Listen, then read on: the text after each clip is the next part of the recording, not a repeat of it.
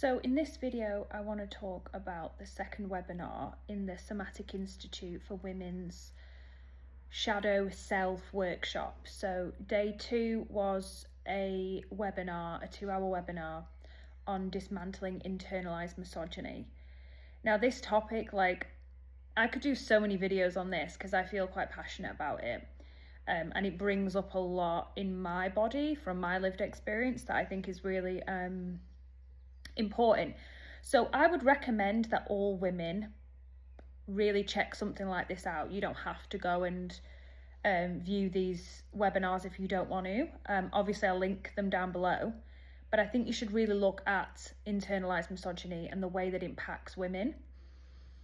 A lot of this resonated with me. So we all know about misogyny and the patriarchy and basically men controlling women. I think a lot of people have misperceptions of it. And again, that would be like a full different talk. This topic is about the ways in which women perpetuate misogyny and they carry it and they interact with other women through a misogynistic lens, okay? Some of this does encroach on how men perceive women, but it's more a society structure. So misogyny is a set of beliefs in which women's expression is repressed. And at the beginning of this webinar, there's a really powerful video and it talks about all the contradictions that women live with. And yes, men have toxic masculinity and that's a whole other thing, but this is not the discussion in this particular video. So misogynistic lens talks about women being sexual and attractive, but not too sexual, about them, appeasing men, being submissive.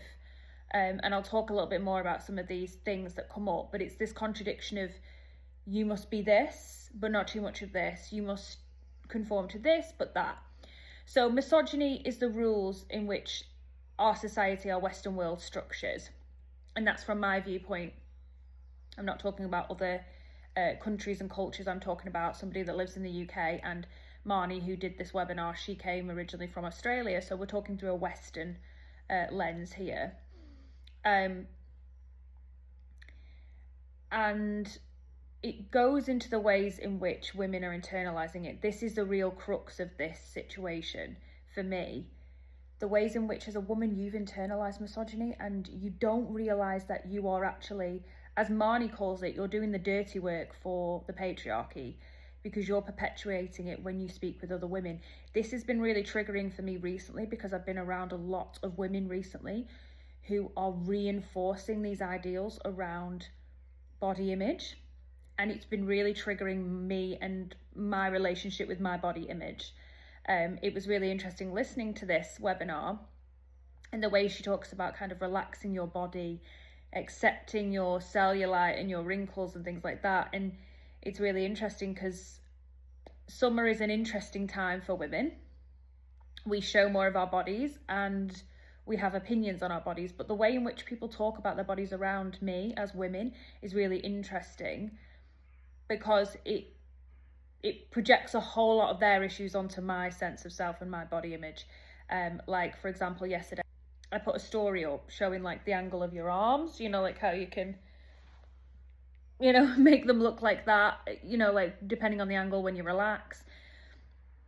That was hugely triggering for me to put up, and a lot of people don't really care about that, which is absolutely fine. But showing images of your body where it has rolls, it doesn't look attractive, as a woman is very, very triggering. But it's really important that we show that this is the reality of a human body, and a female body at that. So I have found recently I've been trying to fight against my environment to remind myself I have a beautiful body as it is, regardless of whether it looks a certain way or a certain toned level to it.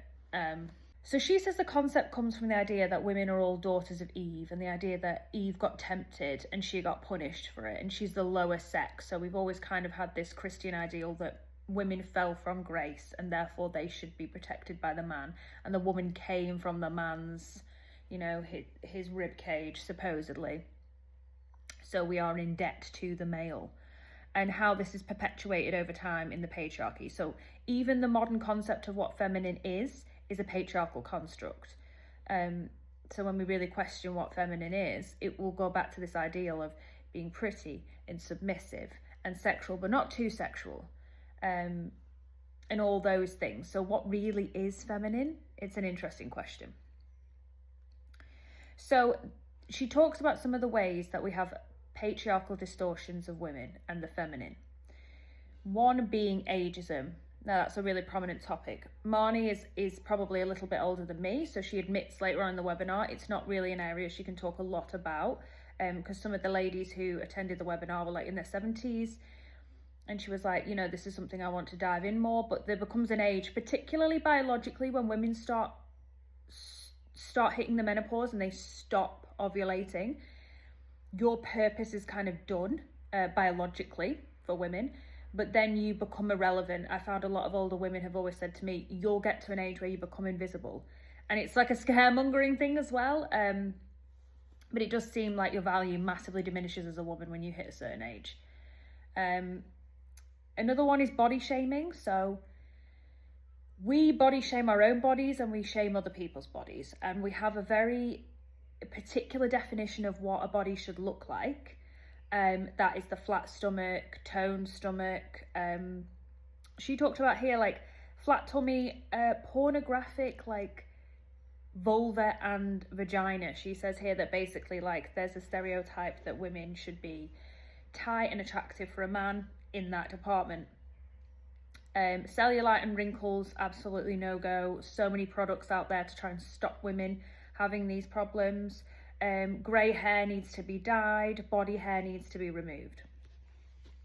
Attitudes. So she said really interestingly that women have a trauma response called fawning, which basically means that they become submissive as a way to survive. So a lot of times when people are victims of sexual assault, a lot of people's first question is, why did they just let it happen?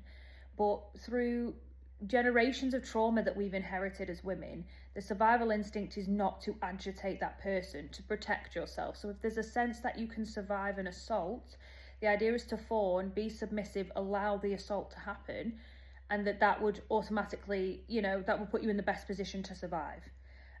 That's why women fawn.